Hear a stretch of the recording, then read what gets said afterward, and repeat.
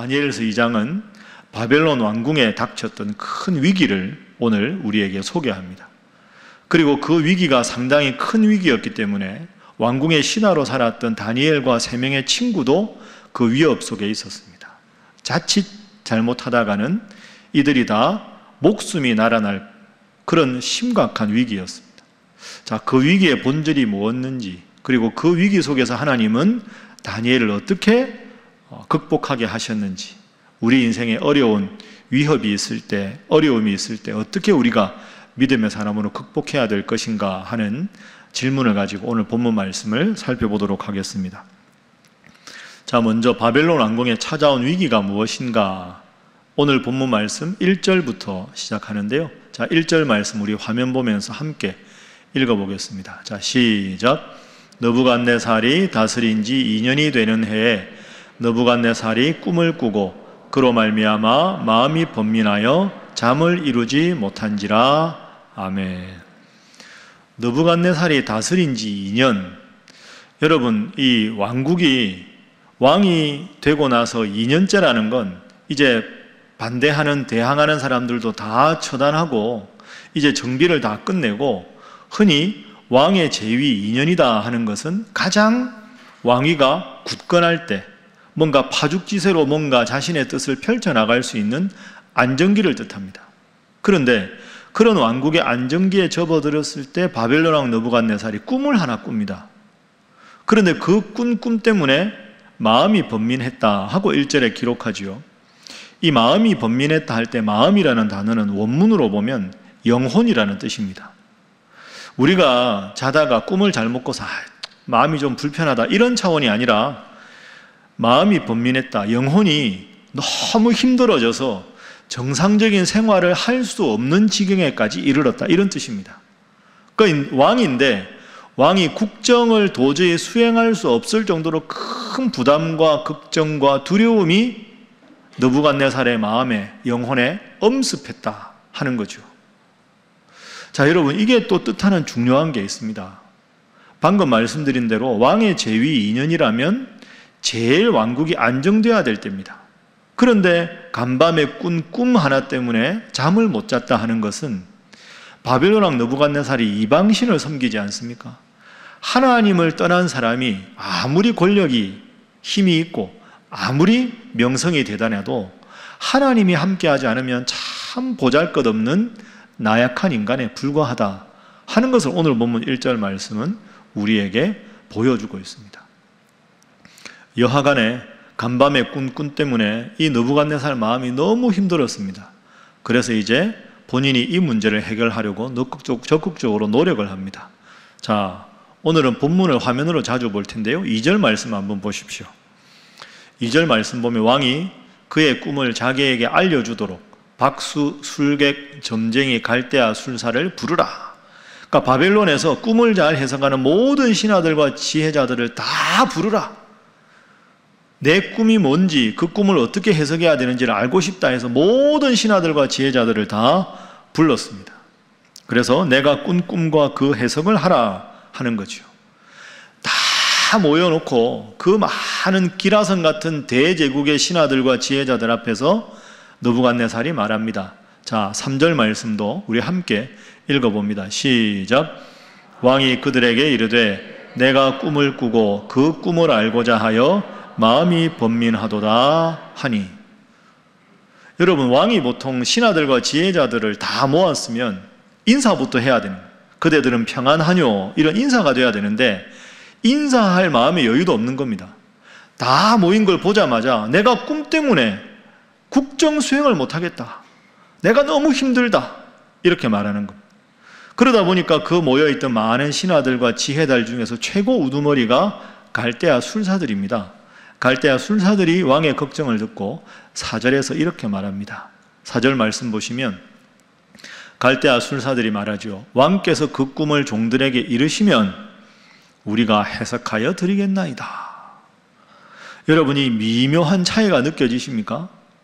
왕은 지금 신하들과 지혜자들에게 두 가지를 요구한 겁니다. 내가 꿈을 꾸었는데 그 꿈의 내용이 뭐냐?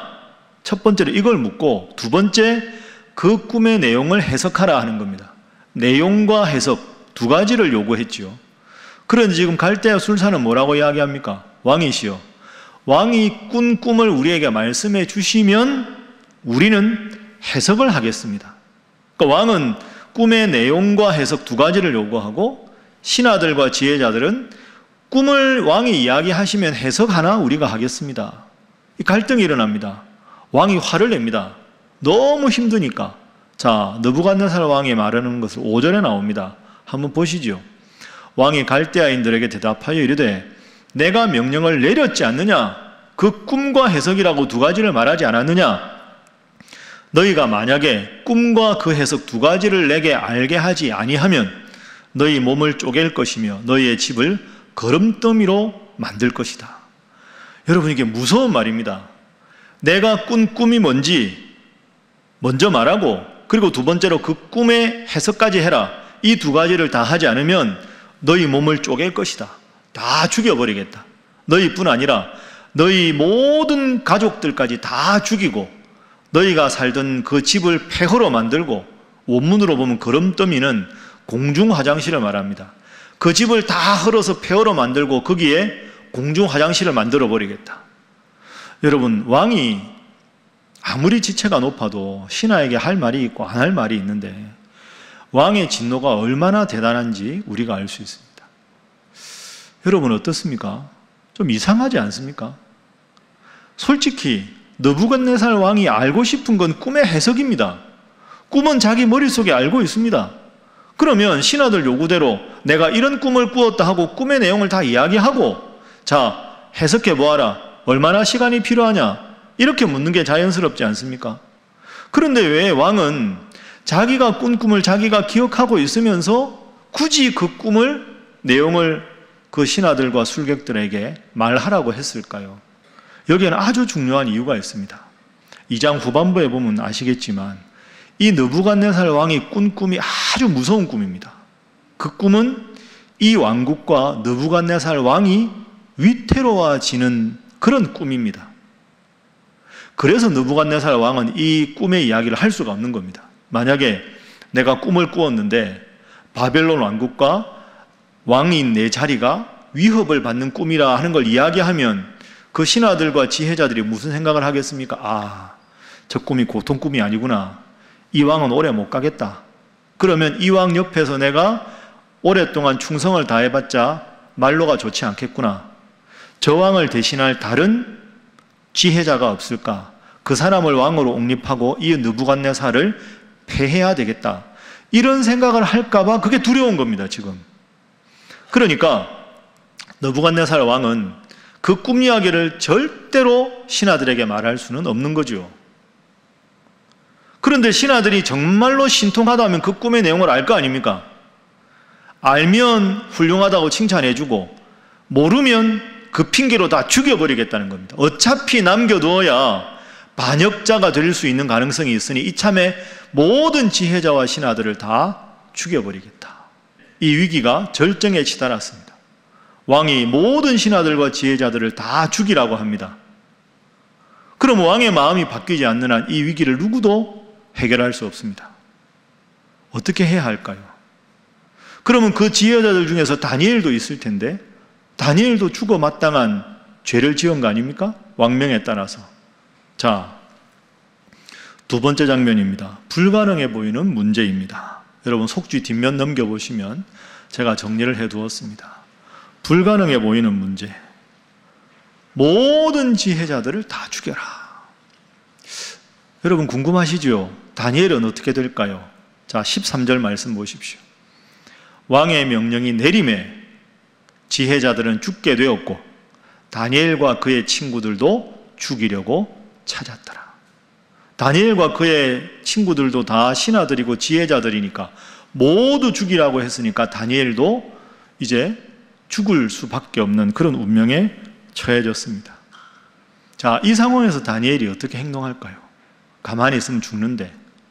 자, 다니엘이 어떤 행동을 하는가 살펴보시죠. 14절, 15절 말씀 보시면 14절에 그때 왕의 근위대장 아리오, 근위대장은 왕의 호위무사 중에서 우두머리를 말합니다. 뭐 지금으로 하면 경호실장 정도 되는 사람입니다. 이 사람에게 모든 지혜자들을 죽이라고 했으니까 모든 신하들과 지혜자들을 죽이는 최고 우두머리가 근위대장 아리옥입니다. 근위대장 아리옥이 바벨론 지혜자들을 죽이러 나갔습니다. 그러면 아리옥이 우리가 영화 이야기를 해보면 예를 들어 칼을 빼들었다. 그럼 모든 신하들과 지혜자들을 다 죽이려고 칼을 빼들고 호위무사들이 앞장서고 나갑니다. 눈에 보이는 대로 다 죽게 되는 거죠. 그럼 이 상황에서 모든 지혜자들과 신하들은 어떤 선택이 있을까요? 아리옥의 눈에 띄면 안 되는 겁니다. 전부 도망가야 되죠. 전부 피신해야 됩니다. 눈에 띄면 바로 죽는 겁니다. 아리옥을 피해야 합니다. 그런데 여러분 14절 보십시오. 14절 보십시오. 다니엘이 명철하고 슬기로운 말로 15절 보겠습니다. 왕의 근위대장 아리옥에게 물어 이르되, 그러니까 여러분 아리옥이 다니엘을 죽이려고 오는데 다니엘이 아리옥에게 마주 나간 겁니다. 그리고는 묻습니다. 아리옥에게 자기를 죽이러 온 호위무사의 우두머리에게 다니엘이 오히려 묻습니다. 왕의 명령이 어찌 그리 급하십니까? 무슨 일입니까? 왜 우리를 죽이려고 하십니까? 자기를 죽이려고 칼끝을 겨누는 사람에게 무슨 일입니까?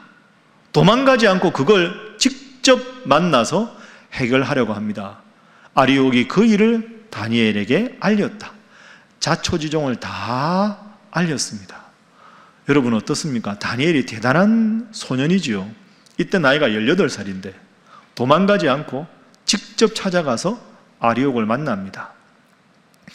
이 장면 어딘가에서 본 것 같지 않으십니까? 그렇습니다. 우리가 1장에서 다니엘이 바벨론의 포로로 잡혀왔을 때가 15살이었는데 그때 왕궁에 살아갈 때 느부갓네살 왕이 우상에게 절했던 음식을 왕의 사내 진미를 다 엘리트 포로들에게 먹으라고 하지요. 그때 다니엘이 어떻게 이야기합니까? 그 책임자였던 환관장을 직접 다니엘이 가서 만납니다. 저희는 먹을 수가 없습니다. 이번에도 마찬가지죠. 왕의 근위대장 아리옥이 다니엘을 죽이러 찾고 있는데 다니엘이 먼저 아리옥을 찾아가서 무슨 일인지 말씀해 주십시오 라고 말합니다. 여기서 더 대단한 건 환관장도 다니엘에게 자초지종을 다 설명했고 오늘 본문에 다니엘을 죽여야 하는 아리옥도 죽이는 대신에 다니엘에게 자초지종을 다 설명합니다. 여러분 이게 무슨 뜻일까요? 기적입니다. 하나님이 다니엘과 함께 하시는 거죠. 또 하나 중요한 건 다니엘의 인품입니다. 아니 15살에 지금은 3년 후 18살에 바벨론 사람도 아니고 이방인이고 포로 주제인데 얼마나 왕궁에 있는 이런 최고위급 관리들에게도 평상시에 신임을 얻었으면 이 적국의 관리가 그 바쁜 시간에 자초지종을 다 다니엘에게 이야기해 주었겠습니까? 어린 다니엘이 왕궁에서 얼마나 지혜롭게 인격적으로 그 적국에 있는 관리들에게 잘 대했는지 우리가 알 수 있는 대목입니다. 여러분은 어떠십니까? 심지어 교회 안에도 나하고 의견이 안 맞는 사람, 직장에서도 나와 조금만 불편해도 말 한마디 섞으려 하지 않고 불편한 관계를 계속 가지고 자존심 싸움하는 경우가 얼마나 많이 있습니까? 다니엘은 적국의 하나님을 믿지 않은 고위 관료라 할지라도 그들과 매우 우호적인 관계를 가졌습니다. 그래서 결국 하나님의 능력으로 이들도 다 다니엘을 통해 역사하시는 하나님을 볼 수 있게 됩니다. 18살 소년이 참 우리들의 모습을 부끄럽게 만듭니다. 여러분 불편한 관계 있으시죠? 하나님 믿지만 참 불편한 사람이 있습니다. 그러나 성경은 우리에게 그렇게 말씀하지 않습니다. 불편한 분들과 어떤 관계를 가져야 되는가? 말씀 하나 찾아보겠습니다. 우리 화면 보면서 함께 로마서 12장 18절 말씀 읽어봅니다. 시작! 할 수 있거든 너희로서는 모든 사람과 더불어 화목하라. 아멘. 모든 사람과 더불어 화목하라. 그들을 위해서도 예수님 십자가에 죽으셨으니 모든 사람들 더불어서 다 화목해서 그분들도 하나님의 말씀으로 초대받을 수 있도록 마음을 열 수 있는 관계를 가지라. 이것이 성경의 가르침입니다. 이제 이 위기를 어떻게 다니엘이 해결하고 있는가? 아리옥을 통해서 딱 들으니까 야, 이거 큰일 났다. 이대로 뒀다가는 신하들 지혜자들 다 죽게 생겼다. 그 말을 듣자마자 다니엘이 당돌하게 왕에게 갑니다. 오늘 본문 마지막 절이죠. 16절 말씀. 자, 화면 보면서 함께 읽어봅니다. 시작. 다니엘이 들어가서 왕께 구하기를 시간을 주시면 왕에게 그 해석을 알려드리리이다 하니라. 아멘. 여러분, 원문으로 오늘 본문을 보면 아리옥을 다니엘이 만나고 아리옥에게 자초지종을 듣자마자 바로 다니엘이 왕궁으로 갑니다. 18살 이방인 포로가 갓 신하가 된 다니엘이 가서 당당하게 외칩니다. 왕이시여, 저에게 시간을 주십시오. 저에게 시간을 주시면 그 꾼 꿈의 내용이 무엇인지 또 어떻게 해석해야 되는지를 알려드리겠습니다. 다니엘이 참 당당하죠. 거침이 없습니다. 이건 시간을 두고 고민할 문제가 아닙니다. 왜? 그러다 보면 신하들 지혜자들 다 죽으니까 다급해서 빨리 왕궁으로 가서 왕을 만난 겁니다. 그런데 여기서 아주 중요한 한 가지 포인트가 있습니다. 여러분 꼭 이것을 기억하십시오. 하나님은 다니엘에게 느부갓네살의 꿈에 대해서 응답하기 전입니다. 이게 하나님이 다니엘에게 나타나서 느부갓네살 왕이 꿈을 꿀 것이다, 너는 들어가서 그 꿈을 해석하라, 이렇게 말씀하신 적이 없습니다. 아리옥에게 자초지종을 듣자마자 바로 왕에게 가서 시간을 주시면 제가 그 꾼 꿈과 그 해석을 해드리겠습니다. 당당하게 외쳤습니다. 여러분 이상하지 않습니까? 하나님께서 다니엘에게 말씀하시지도 않았는데 다니엘이 먼저 가서 선포한 겁니다. 시간 주시면 제가 해결하겠습니다. 여러분 다니엘의 이 태도가 어디서 나왔을까요? 다니엘의 이 영적인 자신감이 어디서 나왔을까요? 다니엘이 이 순간 불현듯이 생각한 게 있었을 겁니다. 그래, 내가 3년 전에 이 땅에 포로로 잡혀왔을 때 왕의 산해진미를 거부해도 3년간 더 건강하게 얼굴을 윤택하게 만들어주신 하나님, 3년 후에 이방의 모든 포로들과 함께 최고의 지식을 겨룰 때 최우등으로 모든 것을 하게 하신 그 하나님, 왕궁에 들어가서 기라성 같은 그 많은 신하들과 지혜를 겨루었을 때 10배나 더 뛰어나게 나를 만들어주신 하나님, 그 하나님께서 이 문제도 역사하시는구나, 그 영적인 확신이 있었던 거지요. 지금까지 내가 바벨론 왕국에서 겪었던 모든 일에 하나님 함께 하셨으니 이 일을 통해서도 하나님의 위대하심을 보이는 일이구나, 그 영적인 확신으로 먼저 하나님 앞에, 바로 이 느부갓네살 앞에 당당하게 시간 주십시오, 제가 해결하겠습니다, 초의 의심도 없이 망설임도 없이 당당하게 외칠 수가 있었던 겁니다. 여러분, 우리도 마찬가지입니다. 오늘 우리가 다니엘에게 배워야 할 점이 바로 이 점입니다. 다니엘처럼 여러분도 당당하게 먼저 선포하십시오. 나 혼자 잘 되고 나 혼자 이기적인 게 아니라 다니엘이 멈칫하는 순간에 모든 사람들이 죽게 되는 이런 상황이면 사랑의 하나님께서 어찌 가만히 계시겠습니까? 이런 상황이면 여러분들도 신앙생활 하다가 이 일이 나의 이익만이 아니라 공동체를 위한 것이라면, 이웃을 위한 것이라면, 더불어 함께하는 사람을 위한 것이라면 당당하게 먼저 선포하십시오. 여러분이 믿음으로 선포하면 하나님께서 기적으로 함께 하실 줄로 믿습니다. 그게 다니엘입니다. 그리고 우리가 다음 주에 살펴보겠지만 먼저 선포했을 때 과연 하나님은 기적으로 다니엘과 함께 해주셨습니다. 한번 저를 따라 하시죠. 믿음의 고백이 기적을 만든다. 여러분 믿습니까? 네. 오늘 본문의 가장 중요한 교훈이 이겁니다. 먼저 믿음으로 선포하면 우리의 믿음의 고백과 선포가 기적을 만들어낸다. 오늘 본문에 다니엘뿐이 아닙니다. 여러분 성경을 읽어보면 무수히 많은 인물들이 믿음의 고백을 먼저 했을 때 하나님은 기적으로 응답해 주셨습니다. 예를 한번 들어보지요.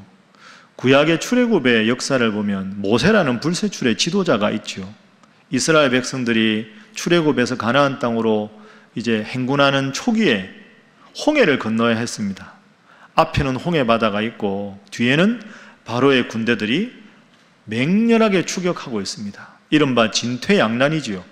홍해로 건너갈 수도 없고 바로의 군대와 싸울 수도 없고 이럴 수도 없고 저럴 수도 없는 그런 상황에서 모든 이스라엘 백성들이 모세를 향해서 원망합니다. 왜 우리를 여기 나와서 죽게 하느냐? 막 원망을 하지요. 자, 그때 모세의 모습 한번 기억해 보십시오. 모세가 말합니다. 출애굽기 14장 13절 14절 말씀입니다. 모세가 백성에게 이르되 너희는 두려워하지 말고 가만히 서서 여호와께서 오늘 너희를 위하여 행하시는 구원을 보라. 너희가 오늘 본 애굽 사람을 영원히 다시 보지 아니하리라. 여러분, 저 13절 14절이 홍해를 건너가고 나서 하신 말씀이 아닙니다. 앞에 홍해가 있고 뒤에 바로의 군대가 쫓아오는데 모세가 너희가 오늘 본 저 바로의 군대를 다시는 영원히 보지 않을 것이다 먼저 선포하고 그의 손을 홍해에 내밀었을 때 홍해 바다가 갈라지고 바다를 육지처럼 모세가 건너간 겁니다. 믿음의 선포를 했을 때 하나님께서는 그 믿음의 선포를 보시고 기적으로 응답해 주셨습니다. 모세만이 아닙니다. 다윗도 마찬가지입니다. 여러분, 다윗 하면 제일 먼저 기억나는 사건이 골리앗과 싸웠던 사건 아닙니까? 이스라엘의 영원한 앙숙이 블레셋이지요. 블레셋과 이스라엘이 서로 전투를 합니다. 그런데 블레셋에 골리앗이라고 하는 엄청난 신장을 가진 무서운 장수가 앞에서 이스라엘 군대를 향해서 막 조롱을 합니다. 누구든지 나오라고. 근데 너무 그 위세에 눌려서 아무도 골리앗과 싸울 엄두를 내지 않습니다. 그때 10대에 불과했던 다윗이 형들 전투 현장에 위문하러 갔다가 이게 무슨 일입니까? 왜 우리 이스라엘 군대는 가만히 있습니까? 그러니까 다들 저 골리앗 앞에 누가 과연 나가서 싸울 수 있겠느냐? 다윗이 딱 보고는 화가 납니다. 하나님이 우리와 함께 하시는데, 그리고는 갑옷도 채 맞지 않아서 물맷돌 들고 그 골리앗 앞에 섭니다. 골리앗이 보고 막 조롱합니다. 너는 뭐 하는 놈이냐? 그 상황에서 다윗이 골리앗을 정면으로 바라보면서 외칩니다. 사무엘상 17장 46절 말씀. 오늘 여호와께서 너를 내 손에 넘기실 것이다. 내가 너를 쳐서 내 목을 베고 블레셋 군대의 시체를 오늘 공중에 세워 땅의 들짐승에게 주어 온 땅으로 이스라엘의 하나님이 계신 줄을 알게 하겠다. 하나님께서 너를 오늘 내 손에 넘기신다. 선포를 먼저 하고 물맷돌을 던졌을 때 하나님께서 골리앗을 쓰러뜨릴 수 있도록 다윗과 함께 하셨습니다. 믿음의 선포가 기적을 만듭니다. 여러분, 꼭 기억하셔서 먼저 믿음으로 선포하셔서 기적을 체험하시는 여러분 되시기를 주님 이름으로 축복합니다. 말씀을 정리하겠습니다. 우리 사랑하는 신열의 성도 여러분, 우리는 참 지금 어려운 시기를 겪어내고 있습니다. 언제까지 이 일이 계속될까? 좀 끝나면 좋겠는데 매일 보는 뉴스가 우리를 힘들게도 하고 혼자 있으면 답답하고 불안하고 백신에 희망을 걸었는데 이런저런 부작용 때문에 또 심란해하는 마음도 있고 경제적으로 자꾸 어려워지고 여전히 마스크를 쓰고 예배를 드려야 되고 이런 상황이 참 우리를 힘들게 합니다. 그러나 여러분, 인생에 힘들지 않을 때가 어디 있겠습니까? 다니엘은 10대 이런 큰 인생의 위기와 목숨이 달아날 것 같은 큰 어려움을 겪었지만 나와 함께 하시는 하나님 먼저 선포하고 기적을 체험했습니다. 이 다니엘처럼 힘들고 어려운 시기를 겪어가고 있지만 나와 함께 하시는 하나님이 나를 지키신다. 나는 잘 될 것이다. 나는 잘 될 수밖에 없다. 그 믿음의 선포를 통하여 여러분의 삶의 기적과 하나님의 은혜가 함께 하시기를 주님 이름으로 축복합니다.